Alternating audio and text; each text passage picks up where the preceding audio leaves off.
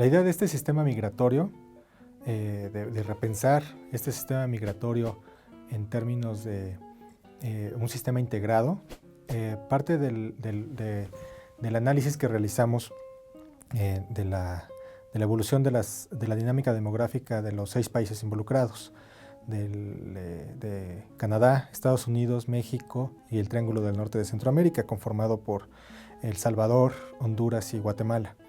De acuerdo a las cifras que estuvimos analizando de naciones que provienen de las estimaciones y proyecciones de Naciones Unidas, vimos que prácticamente hay una convergencia tanto en la fecundidad como en la sobrevivencia desde 1950 hasta la actualidad y la extrapolación hacia el año 2050.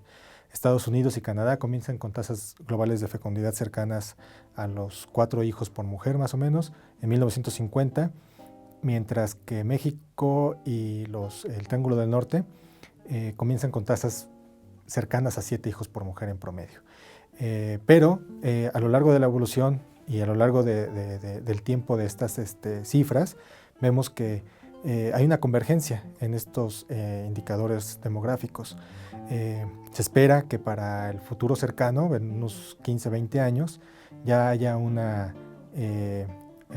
prácticamente todos los países de la región estén por debajo del reemplazo poblacional, salvo Guatemala. Pero el monto poblacional de Guatemala pues realmente sigue siendo muy, muy bajo. Al analizar estas cifras y al ver que la esperanza de vida también se ha venido incrementando a lo largo del tiempo, esto conlleva inmediatamente a pensar en el proceso de envejecimiento que tiene la región. Y esto nos lleva también a pensar cuál puede ser el posible impacto en la migración de México, Centroamérica, hacia Estados Unidos, Canadá, y repensarlo todo como cuáles son los roles que están jugando. Gracias a esto, gracias a esta convergencia en las variables demográficas de la sobrevivencia y de la reproducción, vemos que, por ejemplo, para México y los países de Centroamérica,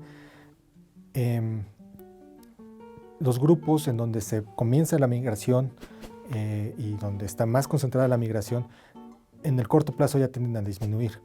Y esto conlleva el argumento de que es muy difícil que exista una migración de mexicanos, de centroamericanos hacia Estados Unidos y hacia Canadá, como se dio a principios de este milenio. Lo anterior también nos lleva a analizar o a ver todo esto en términos del envejecimiento poblacional y de las razones de dependencia.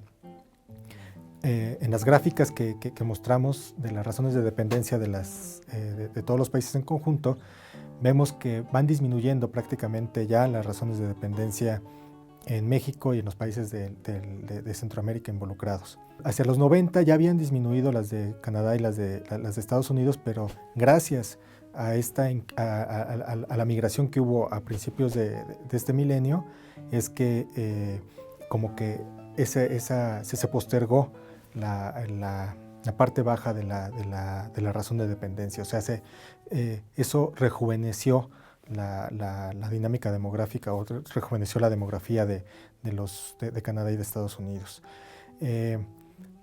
Al final del día, esto lo que lleva es que todos los países de la región ya están envejeciendo.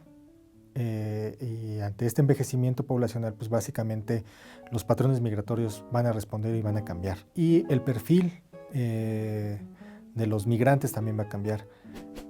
Nosotros, utilizando las cifras del Centro Wittgenstein para el estudio de la demografía, ellos hacen estimaciones y proyecciones de población por nivel educativo, vemos que la educación terciaria, tanto en Canadá como en Estados Unidos, se va a seguir incrementando en el futuro. Hacia 2050, la mayor proporción de la población sobre los 15 años pues va a alcanzar más fácilmente niveles de educación terciaria.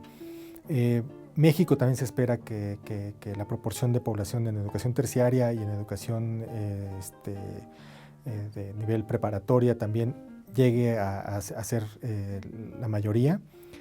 Aún queda un rezago de población sin educación primaria completa, pero eso cambia el perfil del potencial migrante. Los países del Triángulo del Norte, el país más que muestra un perfil más educado es El Salvador. Eh, y además es el país del Triángulo del Norte que muestra un perfil más envejecido, debido también a los flujos migratorios que tuvo en las décadas pasadas, ¿no? Eso llevó a un crecimiento poblacional, a un decrecimiento poblacional de El Salvador muy grande. Y también ahorita tienen un perfil de educación mucho más alto que el de Honduras y el de Guatemala. Aunque sí se sigue esperando que haya todavía una proporción importante de población que solamente alcance a nivel básico o medio, tanto en Honduras como en Guatemala. La proporción de población con nivel educativo de preparatoria o nivel superior, pues va a superarse, ¿no? Va a incrementarse. Y esto, pues a su vez, va a cambiar totalmente el perfil del potencial migrante, además de que el perfil y la misma dinámica demográfica de los países de Canadá y de Estados Unidos, pues van a llevar a que de alguna manera los servicios o los empleos que vayan a requerir por parte de México, de los países de Centroamérica, pues cambien, ¿no? Entonces los cuidados, la cuestión de cuidados a los niños, cuidados a los adultos mayores, pues se va a requerir aún más. Y México, como los países de Centroamérica, pues van a estar en condiciones de mandar, en dado caso, con una reforma, con políticas eficientes de intercambio de fuerza de trabajo, pues pueden llevar a tener un círculo virtuoso en cuanto al intercambio de recursos humanos.